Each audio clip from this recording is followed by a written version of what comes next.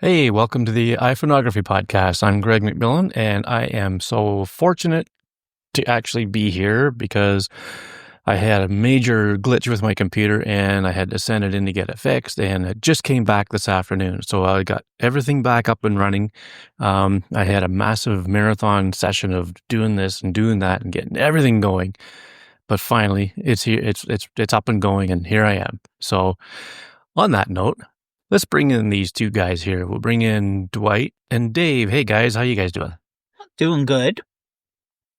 Enjoying spring. Doing great, guys. How Yeah. you doing? Not too bad at all. Better now, anyway. That's for sure.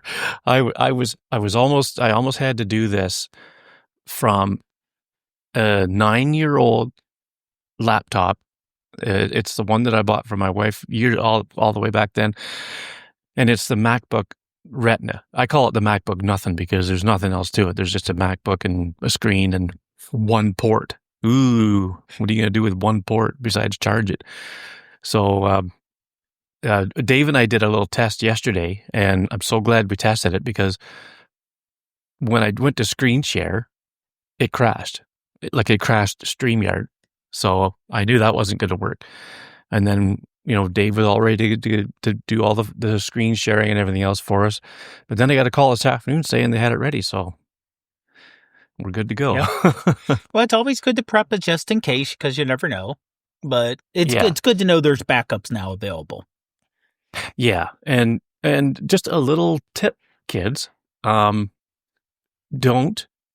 run beta software on your Mac. Now, I wasn't running beta software on this thing at the time.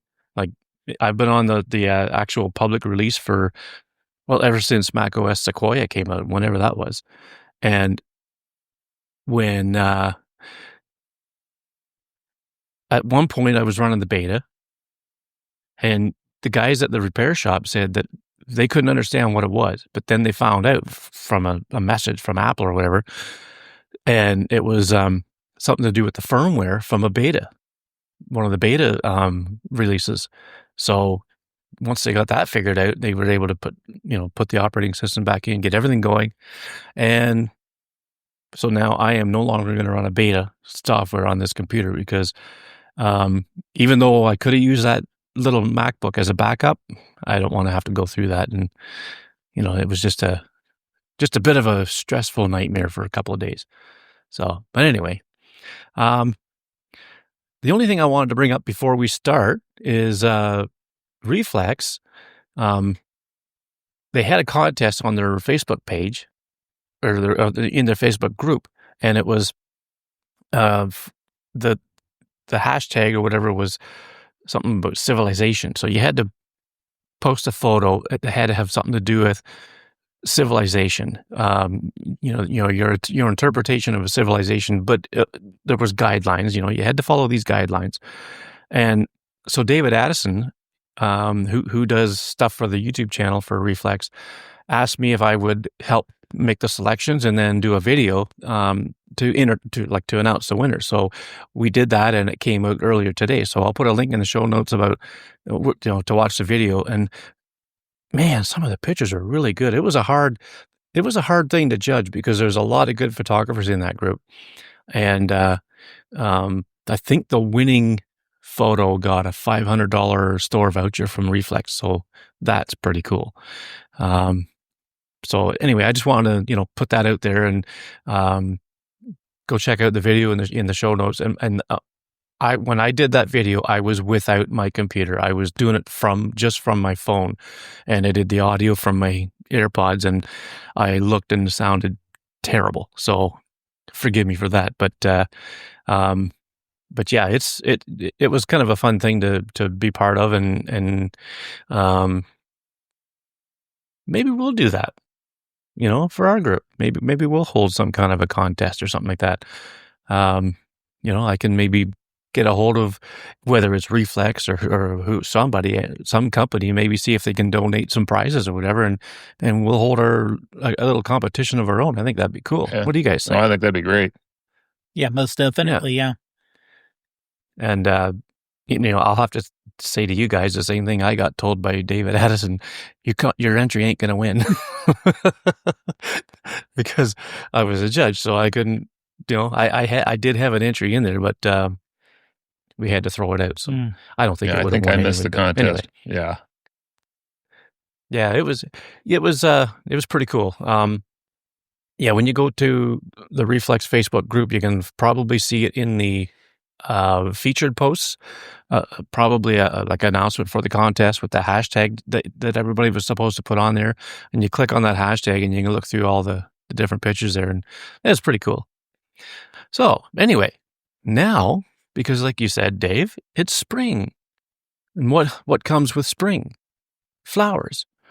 So we're going to talk a little bit about flower photography. So I really like shooting flowers, and it's not, you should never be ashamed to say that, as a photographer, or, if you want to be a manly guy, whatever, don't ever be afraid to say that you take pictures of flowers, because they're freaking awesome. The detail and the textures and all that stuff that you see in these things is pretty crazy. Like, you guys have shot flowers in the past, I'm sure, but what is it that draws you to take a picture of a flower? Dwight, let's start with you. Yeah. So, I've primarily been a landscape photographer, which to me is kind of far away. And then in doing that, when you look at a flower and you look at what's around it, there's a whole other world, down around that flower. I mean, there's insects, there's moisture, there's sun, reflecting off of certain things. It's the, if you have the right lenses on your phone, it's the colorful, the bokeh and the background and the textures that you get. And I think there's various ways you can do it. You get very, very close, with a macro lens or a long distance macro lens. And there's just so many different angles that you can take, even of just one flower. So I think my main point is that, one of the reasons I got into photography was I was kind of just, when I walked down the street, I was going somewhere. And now that I'm in photography, I'm looking at everything that I pass and I'm trying to compose it. But now this is a different level. This is a whole world that I don't know. And it's really interesting for me to really just kind of stop and take a look at the tinier world around us. And as you said, Greg, there's some amazing flowers right now in springtime, and it's a really fun time to be taking flower shots. Yeah, for sure. I mean, like I said, I like the texture and all that stuff. What draws you in Dave, like when it comes to taking a picture of a flower? Yeah, and a lot of times, especially in spring, it's the first pop of color in a long time. Yeah, it's for like sure. It's been, when the leaves go away and everything goes away in fall, it's been, at least for Pittsburgh, 6 months since we've seen a lot of color. And I was going to say, like for us, like Dwight, you probably see color all year round, I would say, right? Mm-hmm. Being in California and that. So yeah, we're lucky, from that aspect. But yeah, spring still does bring a whole new bloom. Yeah. And so a lot of times it's finding the flowers where they're unexpected, because you either have people who may have planted flowers in their yard and they all of a sudden come up, or, flowers where the seeds have spread in unexpected places, where it's like, oh, there's flowers on the side of the road, and obviously no one planted them there because they're pretty much out in the middle of nowhere. But they just were, maybe the seeds were spreading and all of a sudden flowers. And you see that at least around here a lot of times with tulips, where you'll see, like, on the side of the road, just a bunch of tulips pop up. Yeah. And it's not by anyone's house. It's not anywhere anyone would plant. They're just a matter of somehow it accidentally got put there. Yeah. Like when I walk through my neighborhood, if I'm taking the dog for a walk, I can think of 3 or 4 different places where crocuses are growing like wildly around their lawn. And a crocus is it's the flower that produces saffron. So that little gold thing and I learned some of this stuff because when I wrote my book, I had to look some stuff up. But this saffron stuff, it's growing up in like on the middle of the flower or whatever. But my next door neighbor has it. But they're not really big flowers. They're kind of short, but they're really cool looking. But so we're gonna take a look at some pictures here of some flowers, and now because of my issues with my computer, I didn't get any in this bunch. But Dwight and Dave have supplied pictures of these flowers, and of course, if you're listening to this on your phone, take a look at your screen. You'll be able to see them. Well, I also want or if you're Sorry. Yeah, go ahead. I wanted to mention before we went into the photos, depending on where you live and what's available, there may be flower shows out and available. And not just flower shows to buy flowers, but local garden groups that would show off flowers and give tips. And you can see, oh, here's this kind of flower, here's this, here's how to grow it if you're interested yourself, or just kind of the beautiful displays. And I know at least here in Pittsburgh, we have the Fifth Conservatory, which is this giant Victorian greenhouse that's open to the public, and they have different displays of flowers. And right now they're having their spring flower show. And oh, cool! You can go in, see how they have different rooms. So they have like a desert room. They have a different literally different areas of the world. So they have like I said, they have a rainforest area, they have a desert area, they have where different trees and flowers are planted in different areas, and you can just walk through and see them very up close. Oh, that's cool. I could spend a day in there. Oh yeah. Yeah, I think some of the flowers you're going to show of mine today, Greg, are from Sherman Gardens in Newport Beach. My wife and I went there this weekend, and they were having, just as Greg mentioned just now, a show on bromeliads. I had no idea what those are. I still don't know. I just know that they need a tropical kind of environment, but you can still grow them here. I didn't realize we had a local bromeliad group in the town that I live in. So, these flower shows are huge, and man, there were some beautiful displays on these things. And yeah, you could spend half a day, looking at these and, getting into the people's heads that are kind of behind this passion. And it sounds like if I'm not careful, I could get into another hobby here.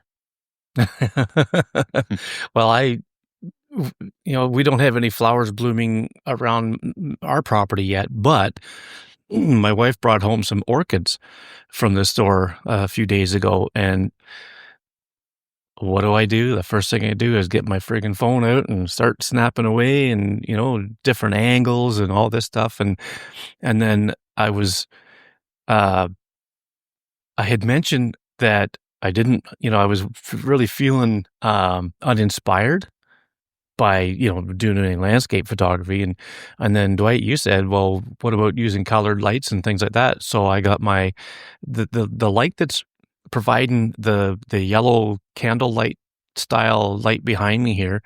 It's about this long, almost about a foot long, for those who can't see the image right now, but and it could go any color, all these different things. It's an LED light, and so I tried shining it on the orchids in purple and pink and red and green, just trying different colors. And it was really fun doing that. And I wanted to show some of those pictures today, but like I say, I just got this computer back up and running. But so I'll maybe drop some in the Facebook group when I put this post in. But yeah, it was a lot of fun, playing with the colors and all that stuff. But so we're going to look at some of these, and I think the way I've got them listed here is Dave, your 3 first, and then Dwight, yours are after that. So we'll go through these, and this one here is it's like a tree, like it's really cool, yeah. But What'd you call it? It's It a was a something cherry. willow? Yeah, it's a cherry willow tree. Yeah. And this is actually one time I've used Apple Intelligence. So Ah. after taking the picture, you can actually do this even if you don't have, if you have a 15 Pro, you can still do this. Because they have added in the latest version of the operating system a way you can use Apple Intelligence to search a photo in the control Oh, yeah, center. the visual intelligence. Visual intelligence, yeah. Yeah. But I used it, push and hold button on the side. It showed the plant, and I hit the Google search button, Mhm. and it does an image search. And I did not know that a cherry willow tree was even a thing. Now the one thing, this was outside a restaurant. So took the picture of it, and the next one will actually be an up close picture of the flowers themselves. You can see it's already starting to lose some of the flowers down below. That is not snow on the ground. That's some petals of flowers that kind of fell already. Yeah. But one problem is the iPhone, a lot of times with the automatic settings, will try to correct things when they shouldn't be corrected. So it kind of washed out the color of the petals. So it made it white, where it had a pink cherry color to it. So I did have to go into Photomator and make some adjustments to the color to kind of bring up to more of what we saw. And also using the photographic styles. And I think I did dramatic on this one. Oh, yeah. So I wanted to get Cool. this kind of an overall shot of the tree and tried to not. I would love if the tree behind it, which is a bare tree, wasn't there, but any other angle would have brought other buildings, cars, and other things. And for me, it would have been kind of hard to take away that tree in the background, Yeah. given the amount of the items there. Yeah. Yeah, it would have been a tough one. On the latest iOS version, if you have the latest phone, you can program the action button now to go right to the new Apple Intelligence feature on your camera. Yeah. Like if you for the 15 Pro with the action button, yeah, you can do that, or you can do it with the 16 as well. But yeah, that's pretty cool. It's really good that they've added that in. And I was also going to say that in the control center, they've added a control for that if you want to, if you want to do it that way. So there's a couple of different ways to access that. But right, exact same tree. So here's the close up of those flowers, Dave? Honestly, a lot of people. Nothing wrong with macro photography as I look up at Macro Macmillan up there. But, when you're trying to take photos of plants or flowers, like I said, this is the exact same plant. It's just a matter of far away and close up. Try different types of shots. Just don't think it's a flower I have to do macro. I would say don't shy away from macro, but try different things that you can try. Like I said, you get a completely different feel, especially with the willow tree, with the weepingness of the branches gives you a different feel for it. And you have this up close look where you have all the details with the flowers inside. Again, I had to do some adjustments with the color because the way the iPhone, because I used the default camera app, it did the Apple magic and made everything white. Yeah. I think it's I think it's trying to think that these things are supposed to be white, so it's making them white or something. Yeah, Dave, I think this is exactly what I was talking about earlier. It would have been great just to show the picture of the tree from afar, but there's a whole new world when you get closer, and you're showing that here. Yeah, definitely. And I've done this with like flower blooming trees as well. Like last spring, the one that comes to my mind is there's a conservation area with all these different kinds of trees, and they're labeled with little phrases on them to tell you what kind of trees they are and whatnot.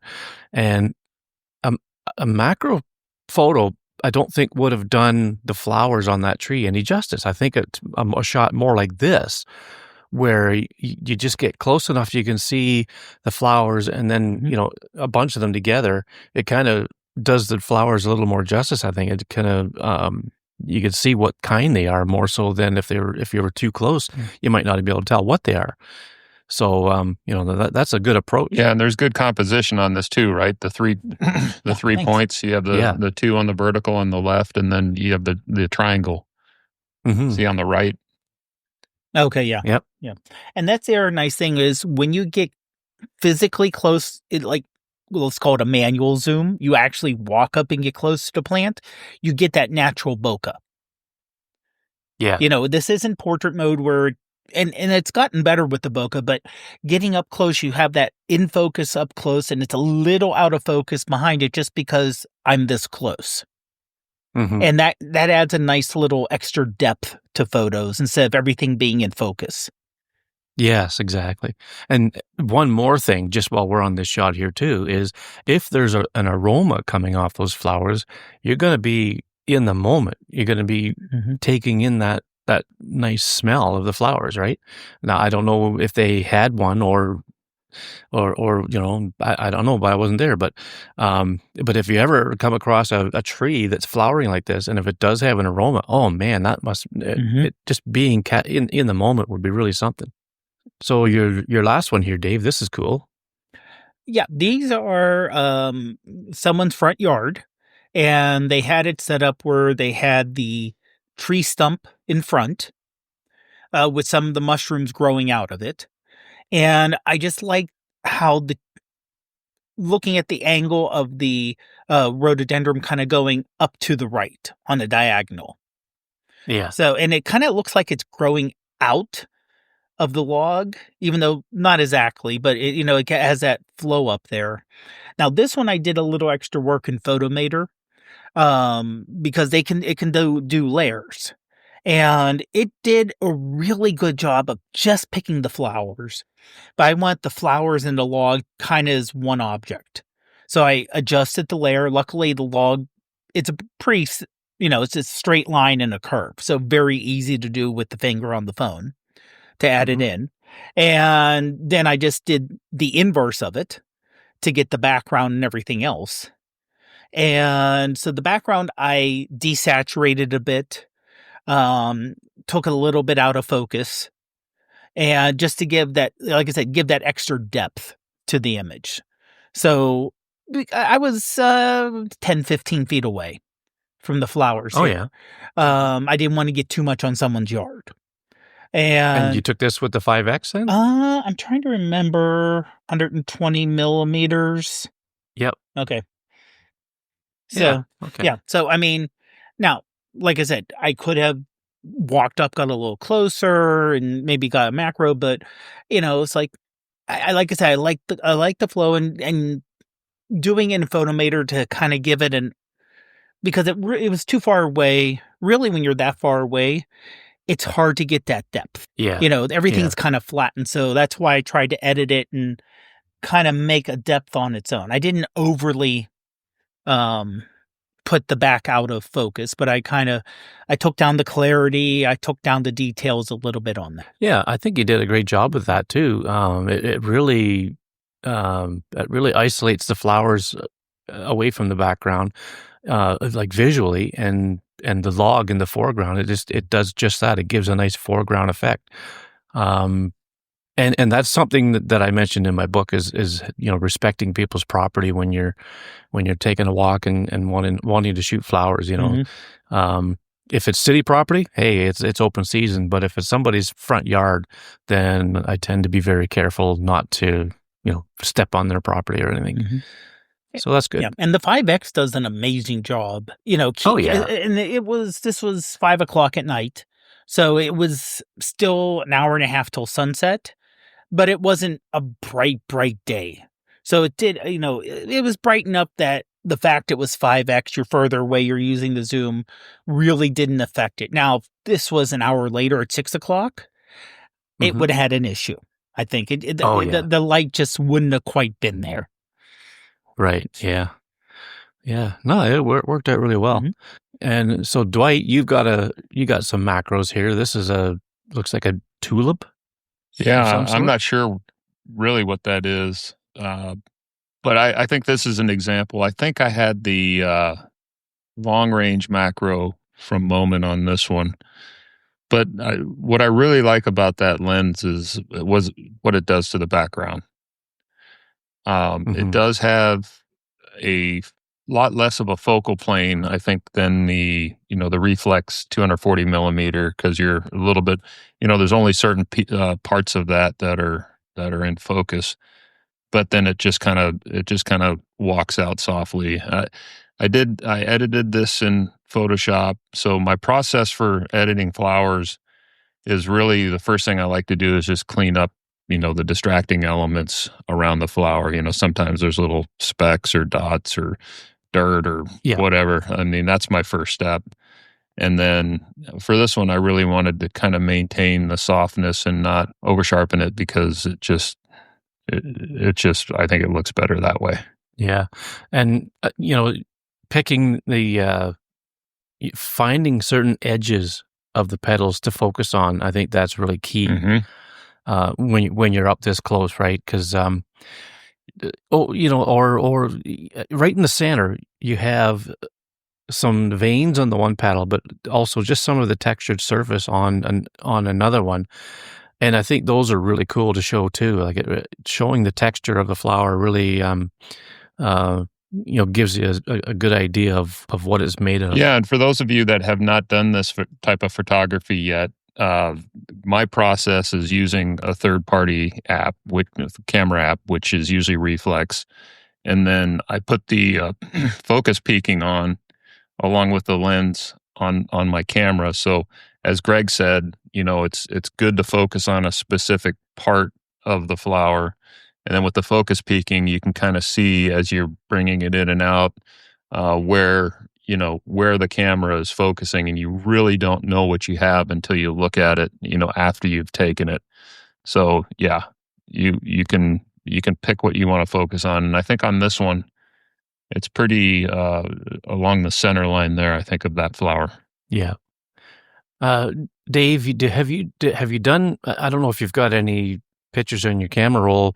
Have you done many macro shots with your new iPhone? Not really a lot with the new one. I have some from the Okay. older phones. I Oh have. yeah. Also, older before it was built in, with Camera Plus, because that had a Right. Yeah. built-in macro feature. Yeah. One I was asking because I was wondering if you'd noticed any difference, in the quality and the way that the phone renders a macro, going from like say the 13 Yeah. Pro to the 16 Pro. I've noticed a gradual change going from the 14 Pro Max was the first one that I had that did it, and then to the 15 and then to the 16. I've seen a gradual increase in quality in the macro images that the phone produces.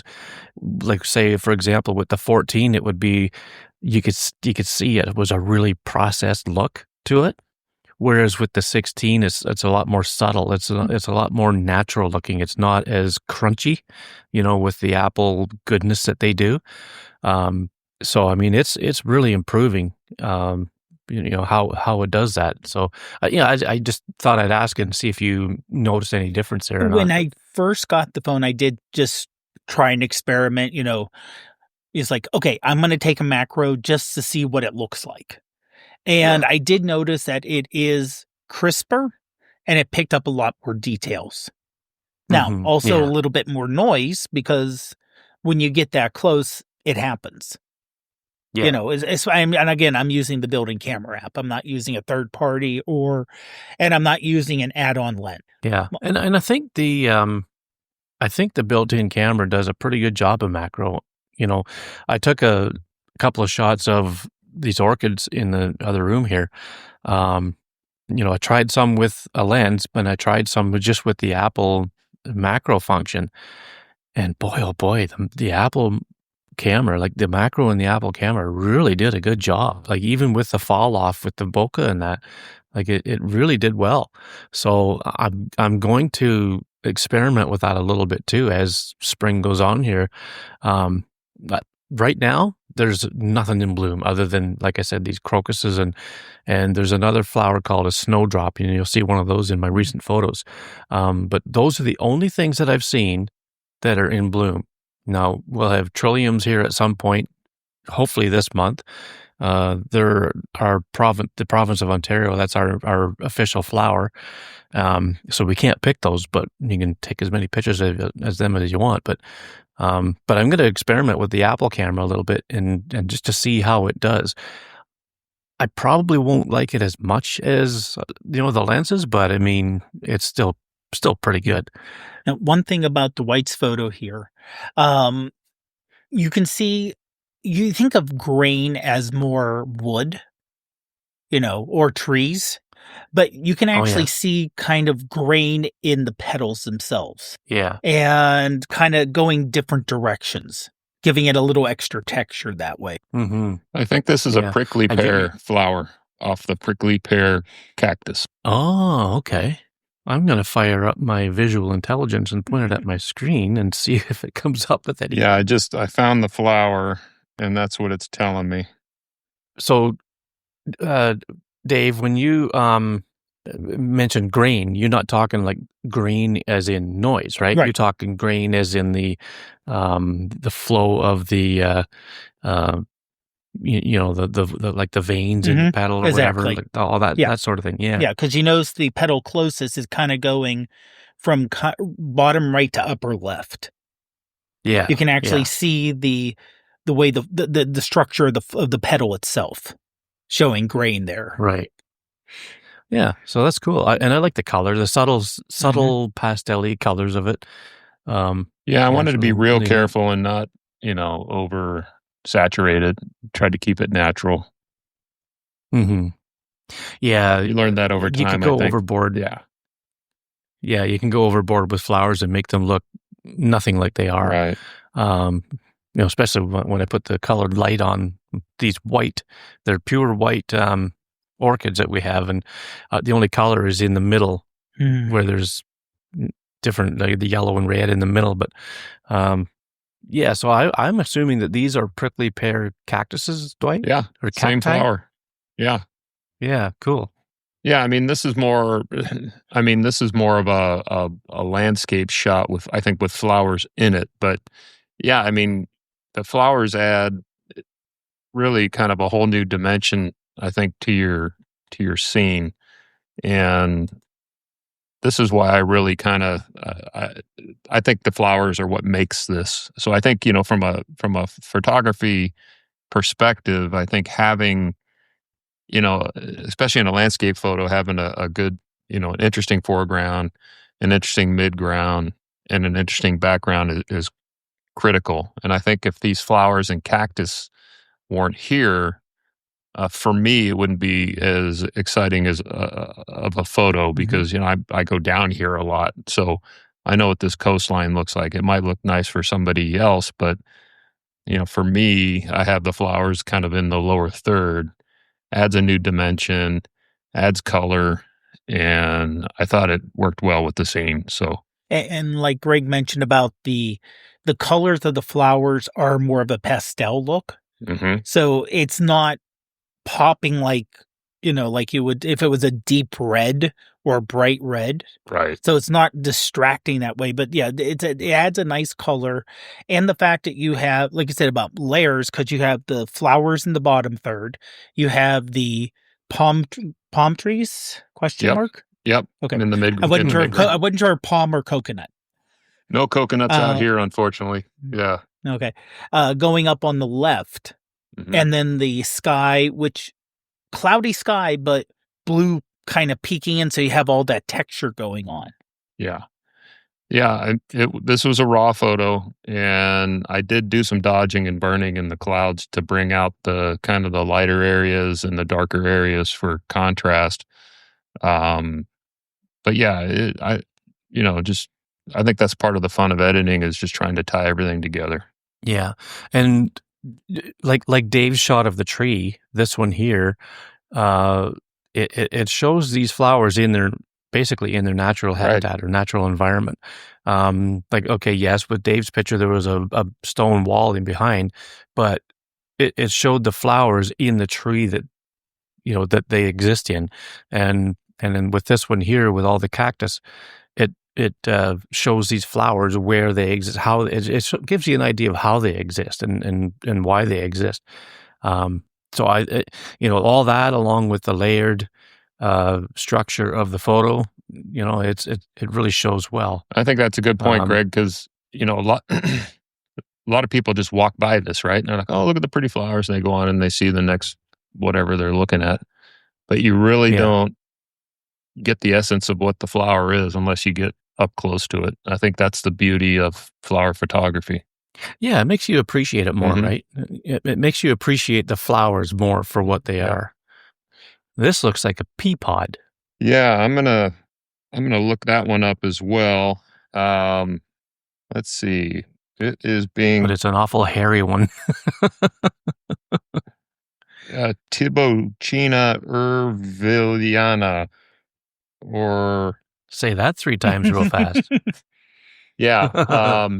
I just like the detail on this thing. Uh, for me, photography is all. Light has to be part of it, right? And as I approach these photos, it's kind of where's the light coming from? How is that going to make it interesting? And I like the detail, the hairs on there. Mhm. Again, edited in Photoshop, so pretty cleaned up and kind of cropped in. And yeah, just a simple whatever that thing is. I thought it was cool. Yeah. Yeah. Yeah, Yeah, we're not gonna try to pronounce it again because yeah, that's a mouthful. But yeah, you know, it just goes to show you, uh, there's so many different types of flowers and plants, and yeah, we'll throw plants in here too because, um, like a cactus plant, if it doesn't have a flower, it's every bit as cool to look at Mhm. and enjoy and appreciate as a flower is. Like we have some plants in our front window. One's like we call it a spider plant. I don't know if that's what it's really called or not. But it has these green, multicolored green long leaves on it. We have a cactus plant on there, and it's just tall, skinny um, cactus shoots on it. We have an aloe vera plant, or like an aloe plant.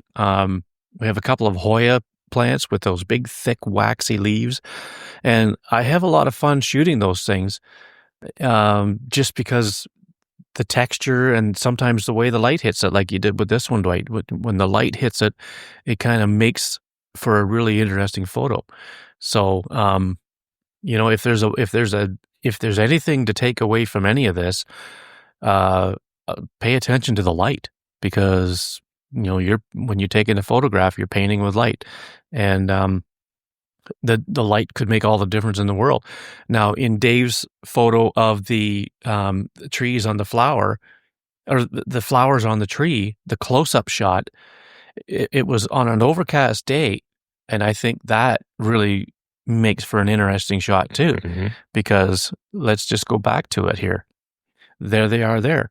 Um, it's a nice, soft, even, diffused light. right. Had this been in the middle of the day with harsh sunlight, I don't know that it would make as good of a Those photo. whites might have been blown out. Exactly. I think the only time of day I would want to take a picture of this tree would be either early morning or late afternoon, like early evening, when the sun is really low in the horizon Mhm. and the light is much warmer. Um, if it was early morning and the sun's just coming up and you got a bit of sun coming on it, maybe there could be some dew on these flowers with all those water spots and everything else. That could really make an interesting shot. But um, I don't know how close this is to where you live, Dave, but it may be worth exploring while they're still in bloom if you get that kind of an opportunity. Like I say, I don't know how close it is to home Yeah, for you. it's not that close, to be honest. Oh, Yeah, okay. yeah. I mean, Well, I shouldn't say it's not close and far away is dependent on a lot of times where you live. It's around Yeah. it's around 10 miles away. But it's Okay. kind of out of the way. So it's a place. It's right outside the restaurant we normally go for have brunch with Ruth's dad at, because it's Oh not yeah. too far away Okay. from his house. Yeah. Okay. Well, I mean, so I think you got the right shot at the right time. Any idea how long they stay in bloom? No idea, but like I said, you can see the petals are already falling, so Yeah. it's Yeah. probably not going to be very long. Yeah. Yeah. There's a tree a couple of doors down from my place that it's a magnolia tree, and it has the most brightest, beautiful blooms for about a week, and then they start falling down. So when I see them in bloom, I'm going to go over and start snapping pictures of it. I know the young ladies, her parents. I know the people that live there. I know their daughter, and she said that she loves it, or that they love it when people stop to take pictures of that tree because they're so proud of it. So I know I won't have an issue just walking right up to it and snapping away. But yeah, it's really cool. And time of day, I think, is key. Overcast day, you can't go wrong. You're going to get color. You're going to get you're going to get color, but you're also going to get texture and everything else with the nice diffused light. And as far as sunlight goes, I would avoid, direct, real harsh sunlight. But just while I'm on the subject of light, backlit is really cool when you're taking pictures of flowers. Put the sun behind them and let the sun come through, and then you might have, if you have a big enough petal on the flower, you could have a shadow casting on it from a flower further away, that sort of thing. There's all kinds of things, and a lot of this stuff's in my book. I've just given away a whole pile of stuff that's in my book, but there's a lot more in it too. But yeah, so these are really great images of flowers, and it makes me upset that I didn't get my own in. What's nice about these, flowers come and they go, right? And every time you take a picture, a photo, it's just somewhere within the life cycle, which is kind of neat. Greg, this one's backlit, I think. Yeah. I think this is an example of the backlit. And then you have some background there, which is kind of interesting, almost like it's pointing at it. But I'm not sure. I'm not sure what this is. I mean, this garden has so many exotic plants and stuff, but This looks like the leaf on a Japanese maple. it is a Japanese maple. Is it? Yeah. Okay. Yeah, and it's kind of cool. You can see the veins and stuff running through there, and a little bit of detail, on the stem, and then it falls off into a shadow. It's again, it was something I wasn't sure what I was going to get until I looked at it. Well, you also have the shadows behind on the leaf itself.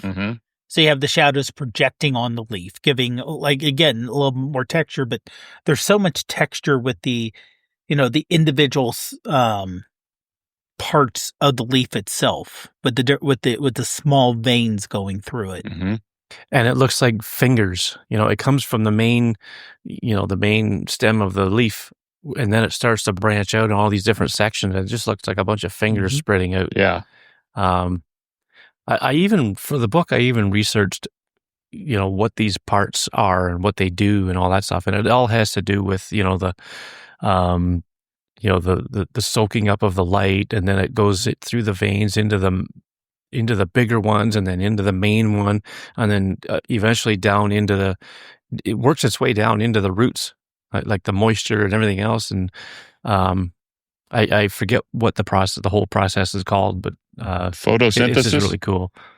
That's exactly. I think that's it. Yeah. So it's really cool. I love taking pictures of plants. I mean, it's probably my second favorite thing to do next to landscape. I'm a landscape guy by heart, but I'm a real sucker for flowers and plants. Yeah, I think I'm with you there on that, Greg. I would say landscape, macro flowers, and would like to get into a little more street. But yeah. Dave, what are your favorites? Like, I think you're more of a landscape guy, really. I would say landscape or cityscape. Cityscape, yeah, for sure.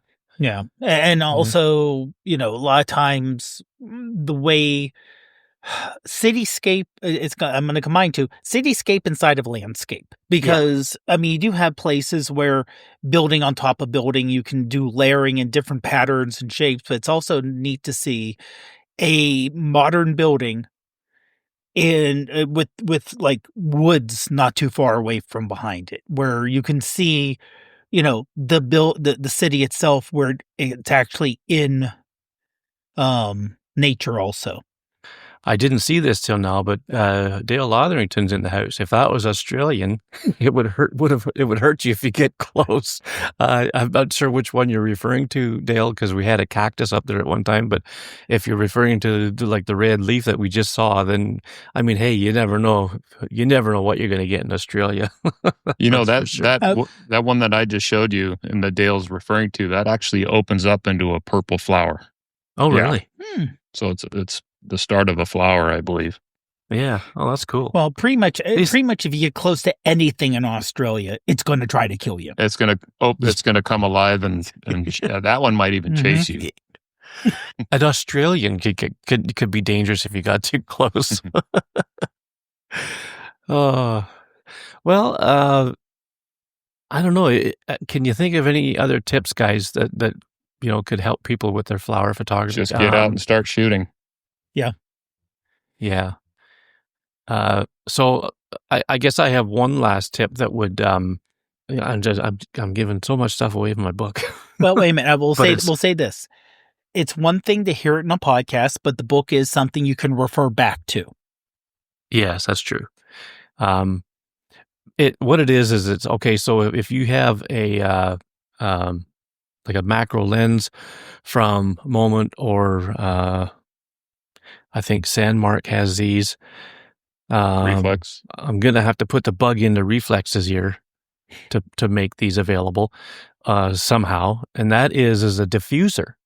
Some of these macro lenses, you can get a little diffuser that goes on, and if you are in bright sunlight, the diffuser will actually come out and cover the part of the flower that you're trying to get the picture of, and just diffuse the light a little bit so that it makes it a little a little less harsh and the highlights and shadows, they're less contrast, I guess you could say.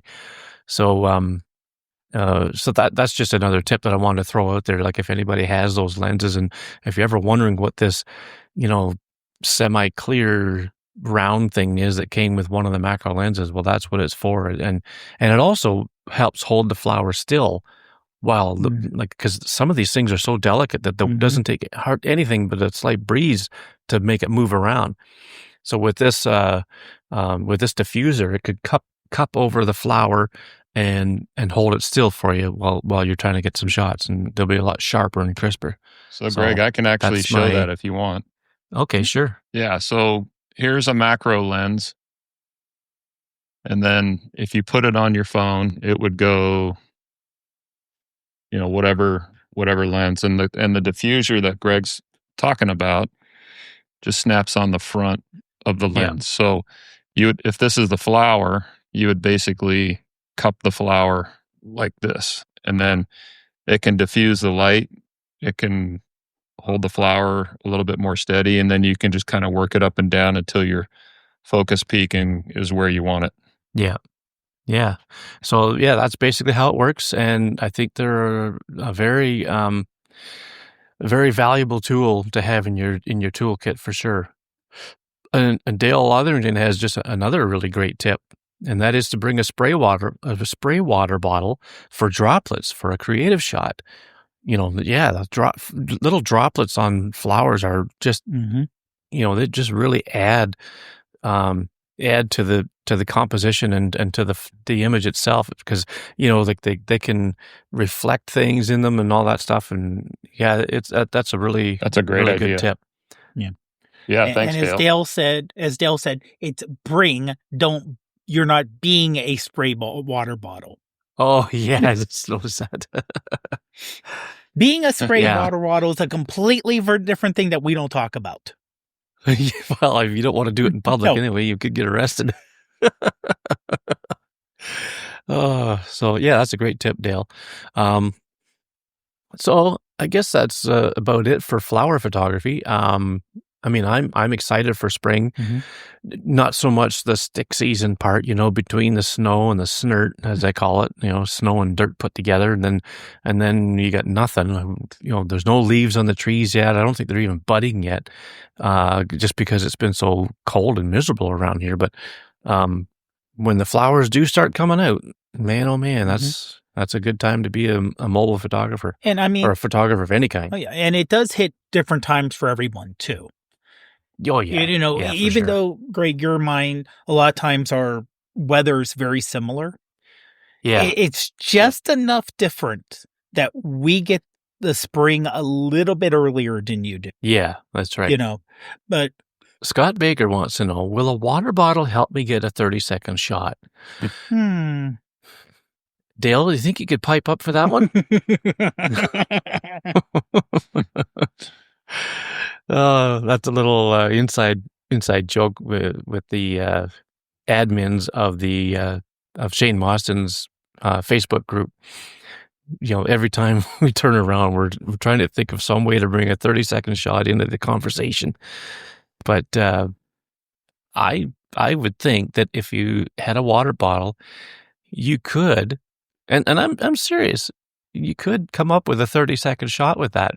If you use something like Reheld and sprayed the water, then you could maybe get some water flow motion going on in your shot of a flower. Well, if you drink a lot, as Dale says, it might take you 30 seconds to spray the bottle, in between falling down or whatever you're doing. So, good point. Yeah, it depends on how much you drink, that's for sure. Those Aussies.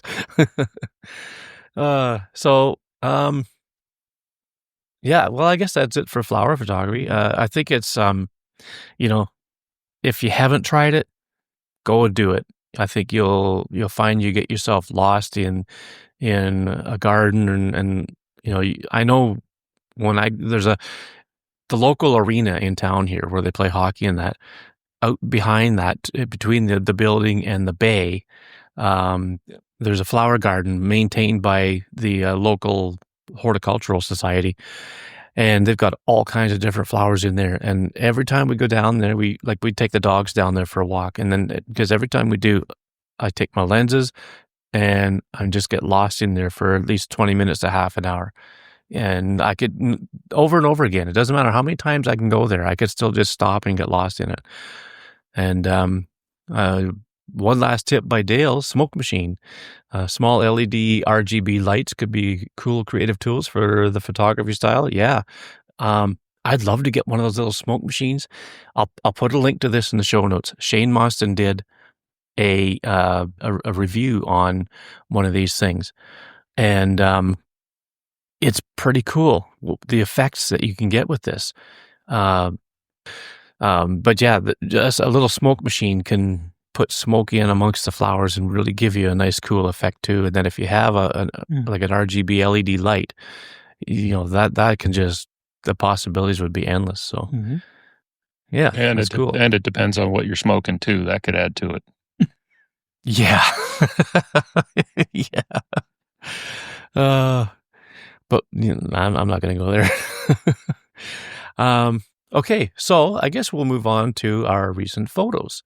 I rushed to put these together, so the order that they're in is, I think I've got mine and then Dave's and then Dwight's, then mine and Dave's and Dwight's. So so these are snowdrops, they're called. And this one here, I had two pictures of this same flower. And all I did was I rotated my phone, like, just a few inches around it. And this picture had a green grassy background. The other picture had like a brown background of twigs and sticks and stuff. So basically two complete different types of image of the same flower just by rotating your phone around. So there's another little tip. Move around and check your composition out. But these ones were just walking the dogs, as we do. And I didn't clean it up like you did with yours, Dwight. I still have the dirt on it. These things are only like a matter of 2 inches high, so you can see the blades of grass in there. They're very close to the ground. And I just I think I used Luminar Neo or not Neo, but Luminar Mobile to process this, and I didn't do a whole lot to it other than kind of bring the greens up a bit and sharpen it a wee bit. Other than that, not a whole lot done to it, really. Yeah, the fact I kind of like the dirt being kept on there because it's there's dirt everywhere outside. Oh yeah, and the fact that the dirt is almost next to the water bubble, the water droplet on there, right? So it actually helps give a little bit of size. It gives the clues for size there too. Yeah, I mean, unless that's the biggest water droplet anyone's ever seen, that it's relatively small there. Yeah. But yeah, and with the blades of grass in the background, that's kind of a bit of a clue as well. And it was kind of breezy. Like it took a few shots to get one that was actually clear. And I should say too, I guess I shot it in RAW with reflex with the 240 and the 200 millimeter macro attachment. And that, like Dwight was saying earlier, with giving hints about the diffuser, a lot of times when you're this close, when you breathe in and out can cause movement on the leaves too. Yeah. So it's one of those things of, okay, I know the shot I want to get. I'm going to be really close. Hold my breath for half a minute. Yep. Hold my breath for like 10 seconds. I do that when I do a macro shot. Yeah. I hold my breath until I get the shutter pressed, and then I can breathe. So just don't push it too much, because otherwise, boom. Yeah. Yeah, I think that a diffuser on the 240 millimeter lens would be a pretty big diffuser, I think, right? Because of the focal length. Yeah. Yeah. Yeah, it would be. But yeah, go ahead, Greg. Well, I was just going to say, you could always use a like a big, one that they use for outdoor shoots and that. Yeah. Not an umbrella, but kind of like a reflector, I guess. Mm-hmm. But yeah, when I first looked at this, I thought they were Christmas lights. I mean, it's kind of, it's like it's hanging in the bushes like that. But yeah, and I think what Dave said as far as, kind of leaving it in its natural state, so it's not perfect. I think the dirt and the flaws that are captured there make it interesting, especially underneath that leaf up on the top right. It makes it, it shows some depth and character there. Yeah, no, that's a good shot. Good observation on your walk. Yeah, thanks. Well, like I say, these and the crocus ones are the only ones that are in bloom right now. So when I see them, I think, oh, there's flowers. And then, of course, half the time I don't have my phone with me. But so, Dave, we got one of, is it a pond or a lake? That's a lake. So that's a lake photo. And actually, both my photos are lake photos this time. Okay. But yeah, this was just out going around the lake, and I liked kind of the layering that kind of similar to what Dwight had, where you have the rocks down below, the lake with the reflection. The reflection turned out pretty good. It was a pretty calm day, and I did, again, using Photomator and their selection tool, I kind of overemphasized the sky. It wasn't quite that dramatic in person, but I wanted to give that, because there was texture to the sky, I wanted to give that a little extra texture going on there. And also as a nice contrast to the completely calm lake going on. Yeah, one of the first things that grabs my eye is the symmetry, and I love how you've spaced that out in the middle of the frame, so it's equal distances, kind of on the top and the bottom on the right hand side. Mm-hmm. So to me, that's just pure symmetry. Great reflection there. Yeah. Again, as you mentioned, you've got, as I believe, any good landscape photo is going to have a foreground, a midground, and a background. You've got all those elements there. And I would say the sky looks like you use some dehaze or some type of slider for Exactly. Yeah. that is an artistic kind of move, which is I would say at this point, just seeing your photos over time is typical for you, and I think it adds to this shot nicely. Yeah, this was an early morning show. I just double checked the time. This was 7:45 in the morning. Okay. So it was pretty early in the day, and you can see there's one evergreen tree just to the left. Yeah. That has that little bit of green compared to nothing else having leaves yet. Yeah, and I'm a sucker. Yeah. I'm a sucker for the oranges and the reds in there. I love that combination. And then, there's a lot of green in the reflection as well, which to me tells me the water was probably green, and that's just more of a shadow from the midground there. But no, I really like this one. It's reminiscent of, I think was it the last show you had a reflection shot with where you deliberately desaturated the trees on the top and left the ground in color. Same lake. This is actually same lake. Same lake. Yeah. Different spot. But you didn't do that. No. Yeah. Yeah. And you didn't do that here. This is just the way it was. Yeah, exactly. But I think it's kind of cool that it naturally looks the way you did it in post last time. Yeah. So, like Dwight said, with the colors of the oranges and the reds and that really draws my eye. But what I really like about this is the reflection of the trees where it's right close to the ground. Mm-hmm. That's where the reflection is so visible, and before it starts to fade off into the water below, it's just a nice contrast, and the symmetry really does a good job of it there, and the layers, the foreground, you got the layer of the rocks, then you got the layer of the reflections, and then the layer of the bush and the trees and that, and then the sky in the background, and it's just a well layered image. So, good on you for that one. Thanks, man. And Dwight, you have a B. I have a B. So I think I'm gonna be consistent on this one this week. Yeah, this was this is in my front yard. So we have lavender bushes, and there was probably 200 bees swarming this thing. So oh man, it was really just kind of risking getting stung. I did use the 10x macro lens by Moment with a diffuser on it. They didn't like that diffuser. This little guy kind of hung out. But yeah, I was lucky. I again, it's a happy mistake. I just happened to see the focus peaking just go along his back, and I got it. So edited in Photoshop, and I think I cleaned it up a little bit. I brought it over into Topaz AI to sharpen the subject a little bit, and I brought it back into Photoshop as a layer, just kind of reduce the opacity, just to keep it from looking too sharp.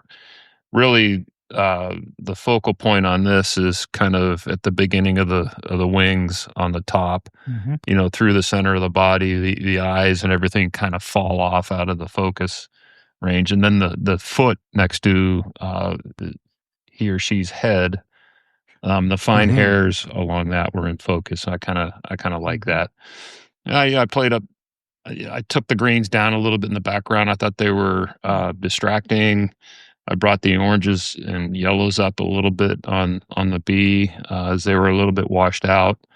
And I think I brightened the luminance a little bit on the deeper purple flowers on the lavender plant as they were kind of muddy. So I was able to get some of the color out of those. So yeah. Oh, cool. Yeah, like you said, I love the fact that you can actually see the detail, almost the sub detail of the wing. So you can see the if you zoom in, you can see the detail of the wings, but inside the individual cell, I know they're not cells, but the individual cells, you can see it's either interference from the light or it's the actual texture of the wing itself. Mm-hmm. And like you said, the fact that there's that specific point that's in focus and everything else kind of just falls off. Yeah. Yeah. Yeah. And with the these 10x micro or macro lenses, the focus area is so small. And I think in comparison with the Reflex 240, if I was able to pull it off with that one, more of the B would have been in focus. Would you agree, Greg? It's a larger focal field, I think. Yeah. But yeah. Yeah, a little larger depth of field. Yeah, my second photo will be with the Reflex, and I think we'll be able to see a more detail in the B. But I think for this one, I think it adds a little bit of mystery to it when only a portion of the B is in focus. Yeah, I mean it's hard to get, to get just the right focus point, especially like these things move quick. It's not like unless he was actually sitting still, but I have to doubt that they would. No, they sit for about 3 or 4 seconds, so I had to move in really quick, and I was trying not to get stung. So there's so many of them that weren't real happy that I was prodding their lavender plants. Yeah, yeah, and because they move quickly, it's hard to get just the right focus point. No matter what you try, even you can have focus peaking on, and sometimes it doesn't matter. They're moving because that plane of or the depth of field is so small.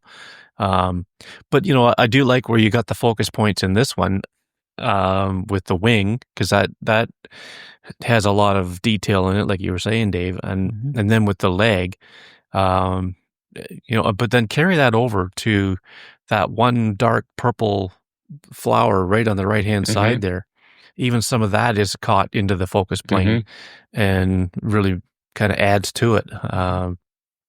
So, yeah, that's a good one too. And the square crop does it really well. Yeah, I was able to put it in the lower third on the right side and the bottom, which to me kind of adds some mystery as to what the bee's next step is, right? You can't really, if it was in the lower left, you would have more of an idea, but we have no idea what's on its mind right now. Yeah, that's right.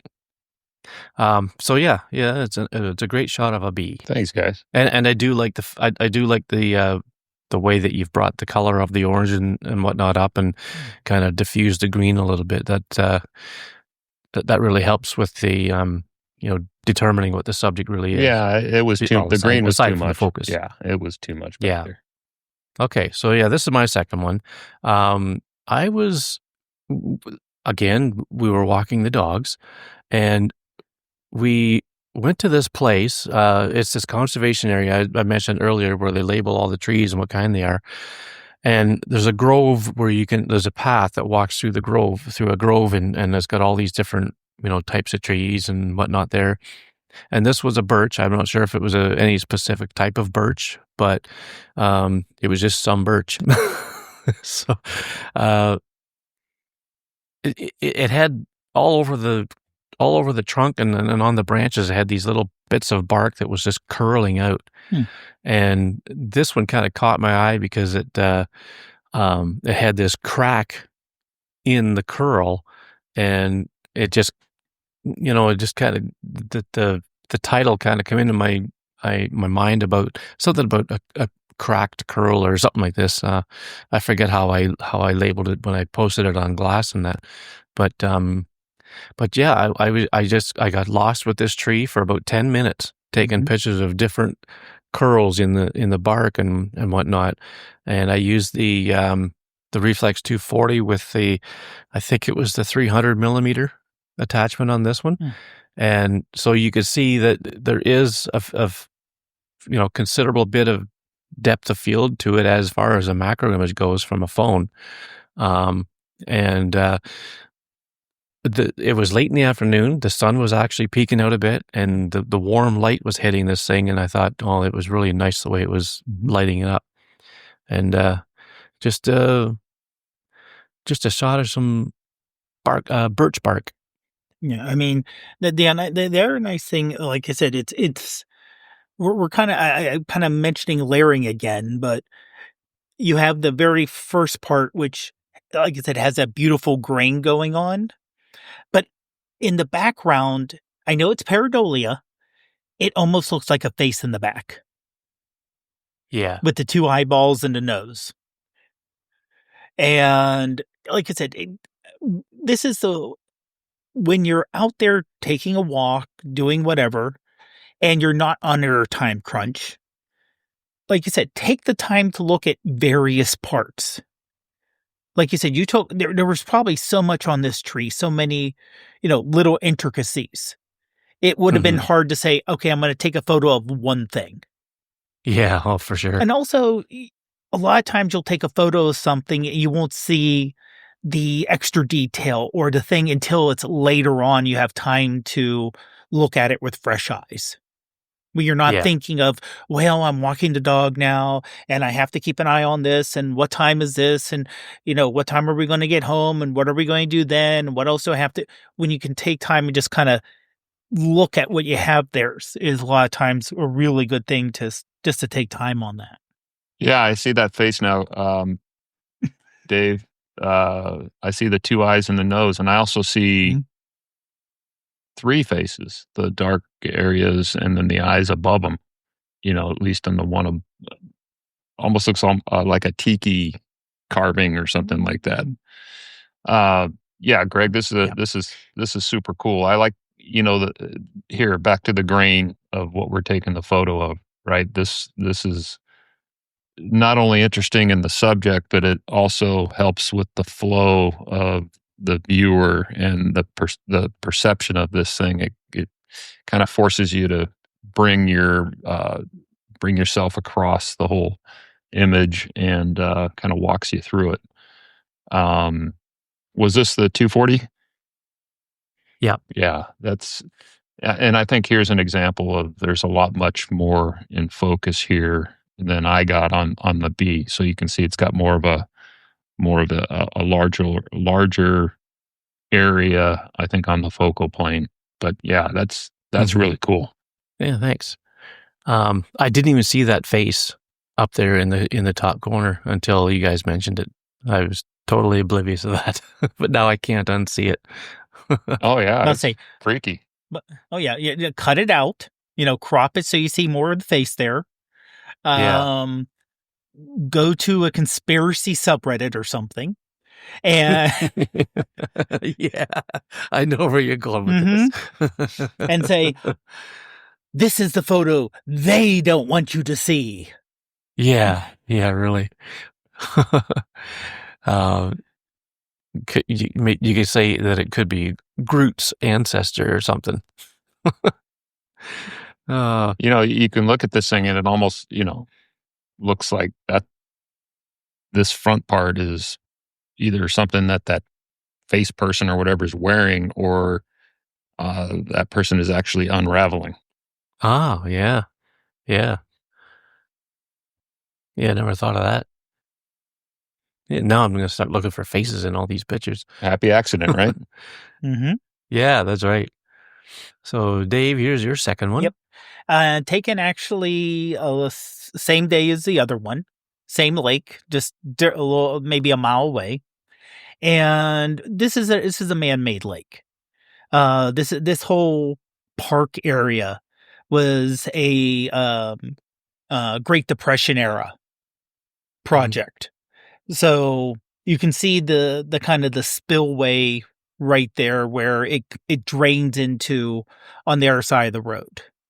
And again, I just love the way that looked with the spillway there.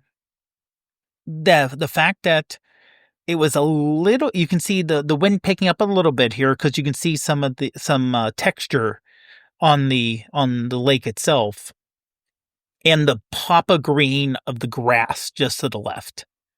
And really, again, you can see the trees outside the evergreens. Nothing coming up yet. But the grass does give you that green feeling a little bit. Yeah, that's. I want to say that in sailing terms, the water texture there is considered to be cat paws.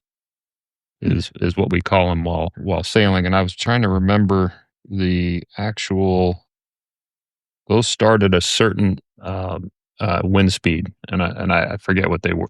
I forget what they are, but yeah, this is interesting. I think for me, I would. Does that water ever come over? Do they drain it? Does that flow get bigger at any chance? Because I'm seeing long exposure potential there. Nice, calm, peaceful, serene scene. That's definitely an old bridge over there. Oh yeah. That's actually the main entrance to the park on the right-hand side. So that's if you kind of follow where off to the right where the lake goes, that will go back to where that first picture was taken. Okay. So it's more of a long lake than it is a wide lake. Yeah. You want to think about that way? Yeah, and this is all built like I said, 1930s. So it really doesn't flow that much more. Okay. I think they kind of let it do its own level. The lake is definitely recreational only. There's no power plant or anything else, dam put onto it. In fact, if you look just in front of the lake on the right, just in front of the bridge on the right, you can see a kayaker over there. Oh yeah. Yeah. Okay. With the yellow dots. So there's fishing and that kind of stuff. Oh yeah, there was fishing all along here. There's there's boat launches. At the very end, there's a boathouse where you can rent kayaks and canoes and other things too. How far is the fall on that at the foreground there? And where does it go? Feet. I'm trying to because the road, the main road that I'm on, where I'm taking it from, is kind of giving a buffer to the lake.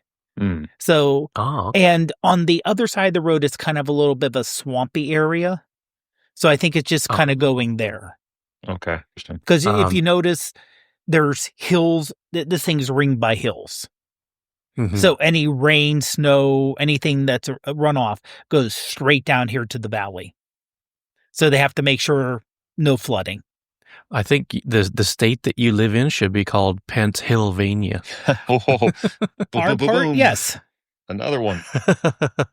Because you guys got a lot of hills there. Oh yeah. And I mean a lot. Yeah. Like even the city of Pittsburgh there's a lot of hills in it. Yeah. And the idiots decided to build too much on the side of the hill instead of the top or the bottom of the hill, like most places would. Yes. Oh, that's crazy. We have that out here, plus earthquakes and mudslides, and you know what happens to those places. Yeah. And fires. Oh yeah. Yeah.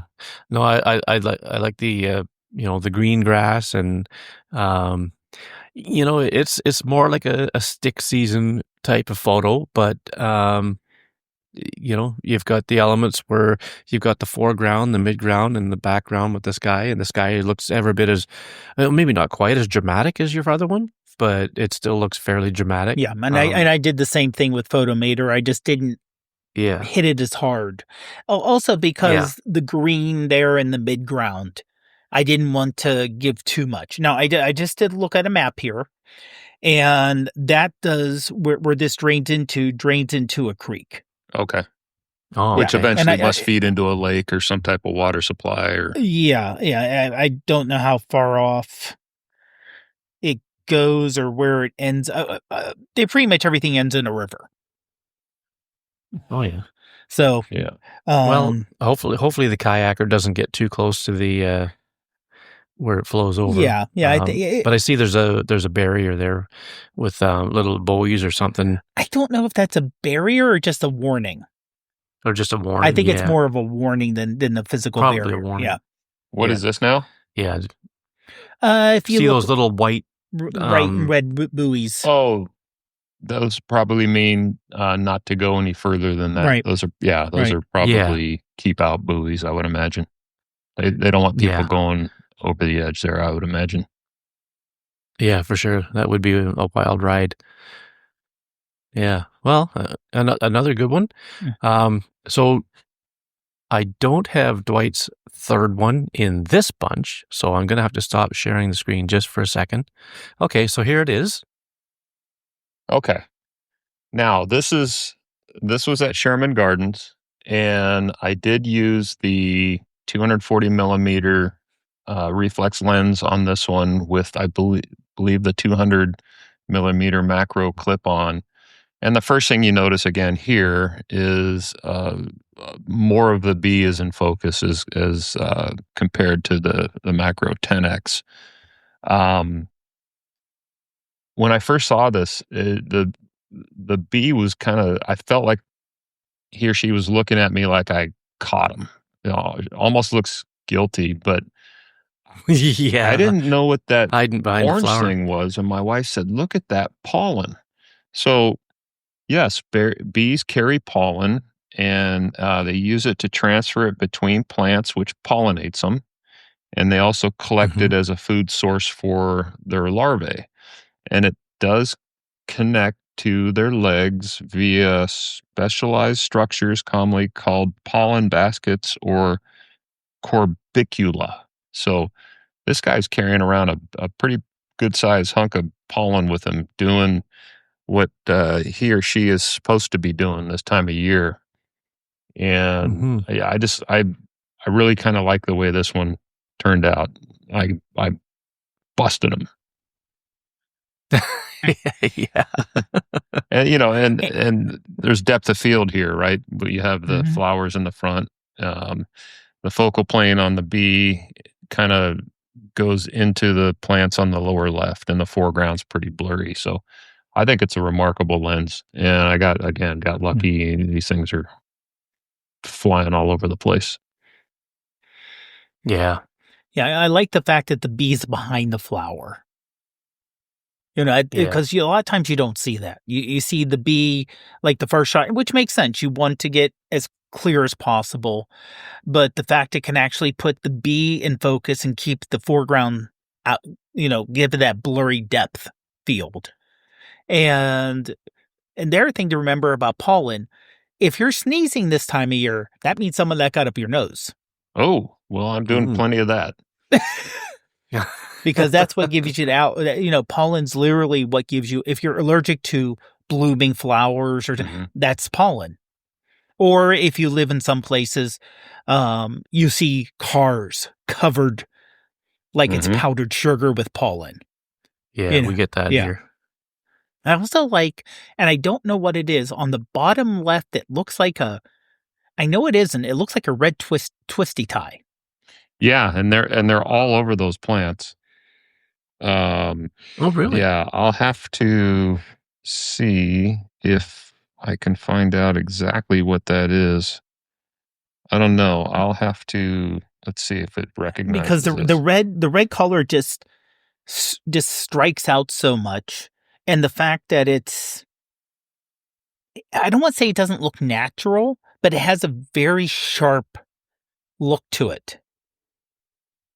Yeah. Where a lot of times in nature you're expecting flowing curves and softness and like a coastline where it's not sharp, and it looks just like a little or a ribbon someone would attach. But obviously, if you look at the size of it, it's very, very small. Yeah, it's very tiny. Yeah, I can't figure out what plant that is. The intelligence wants to look up the western honeybee. Oh, yeah. Well, is it not the lavender?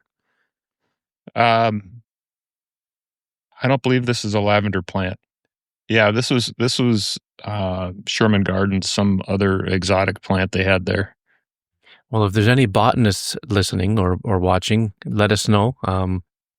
Let us know in a comment or leave a message on VoiceCast. There you go. There's a link in the description. But yeah, no, I think it's really cool. I love the fact that the bee's hiding behind the flower. To call this like busted it's a perfect title for it. It's like it's stealing pollen as if he needed permission to do so. Yeah. Yeah, it's pretty cool, and and with the motion in the wing, I mean those wings are going like a gazillion miles an hour, Yeah. I think. But getting the eye pretty much in focus is just key. But it just happens to fall on the same focal plane as the pollen, and then the flower on the left hand side of the frame. So, Yep, got super lucky. Dwight, could they be California lilac? That could be. Oh, I was wondering about lilac. How'd you get that? I actually put it in Google Photos. Oh. And if you have Google Photos, they have Google Lens built in, kind of like Apple Intelligence. But the difference is that you can click on the part of the photo and kind of narrow down the box of what it's searching. Ah, okay. You know That's what? cool. That is exactly what it is. I'm just now. Yep, that's what it is. And good catch, Dave. Pictures that good job. The pictures that I am seeing here do not have the red pieces in it. Yeah, those were all over that one. I don't know what was going on. It wouldn't be like debris from something that just landed there. No, I saw there was a few of those on there, so I'm not sure what it is. I could have removed it, but I thought it just kind of added a little bit to it. Mm-hmm. Yeah. Oh, yeah, definitely. Yeah. Well, another great capture. The coloring is really cool. Green on top, purple on the bottom, with the like the orangey tones of the bee in the middle, and that big chunk of pollen. I can just see when that bee flexes, it's gonna be a huge limb. Yeah. Yeah. Well, that's cool. Thank you. Well, so that's our recent photos, and I think we had a pretty decent batch, nice variety, and that's what I love about this whole thing is, the three of us are in three complete geographical different areas, and we have different things that are native to us. I think if anybody's more common to the other, I think Dave and I are fairly close with what's available in our regions. Whereas Dwight, because of your climate and the location that you have things down there that are a lot more abundant than what we would have here, like cactus plants and that, like growing in a like an agricultural display of some sort. I mean, that you'd never see around here. Yeah. So that's one of the cool things about this whole recent photos thing is and you get to travel with us through the year as things change. Like, I had a lot of snow pictures recently, and but now as the seasons change and different things are going to come up. So that's pretty cool. Yeah. All right. Well, if there's any questions or comments on the show, don't forget to hit us up with VoiceCast, and at the link in the description of the YouTube video or on the podcast player that you're using. And I don't know, anything else you guys want to bring up? No, just good morning, Will. Just get out there and allow yourself to stop. Literally stop and smell the flowers. Yeah. Because that, honestly, a lot of times, it's not when you're going out there thinking, I'm out here to take pictures of flowers. It's, I'm just out here walking around my workplace.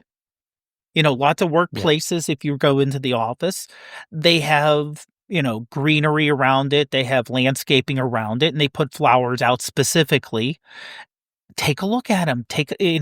Don't be in a rush always I have to go from here to here. If you have time, stop and take a look. Yeah, that's good advice. And for those that are dear to us, learn that once photography becomes a hobby of ours, that it is most likely going to take longer for us to get from point A to point B.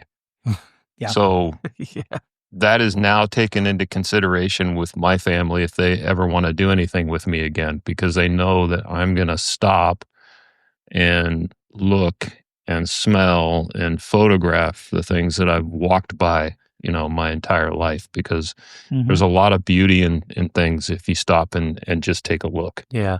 And it's not just flowers. It's just about anything, like architecture, like the lake, Dave, that you took a picture of. Like there's beauty in everything in this world. And it's just so much fun to capture it all. And I just thought of one last quick little tip for the flower stuff is don't hesitate to use burst mode. And when you're getting close to getting close to the flower or whatever, hit burst mode, and you do that by hitting the button but swiping down right away towards the image thumbnail or the preview thumbnail, and then that'll get you into burst mode, and just hold that as you move in and out, and then check all your burst photos, and then pick the one that's the most clear on the whatever part you wanted to have in focus. So that's an invaluable tip, I think, for doing stuff up close like that. That's a good one. And then you might take a look around your subject for different lighting conditions. Look up, look behind, look down, look all around, and there's an opportunity everywhere, I think. At least I've found. Yeah. So burst mode, taking a look around, and Dave stopping to smell the roses. So 3 final tips from us on flower photography that it applies to photography in general too, I think. So So all right. Well, thanks guys for the wonderful engaging conversation, and one of my can you imagine, one of my favorite topics, macro or flowers. And I hope it encourages people who have either watched or are listening to, get out there and try some stuff with flowers. There's so many different beautiful ones out there to capture. And I guess on that note, we'll see everybody in the next one. Have a great one, everyone. Good night, everyone.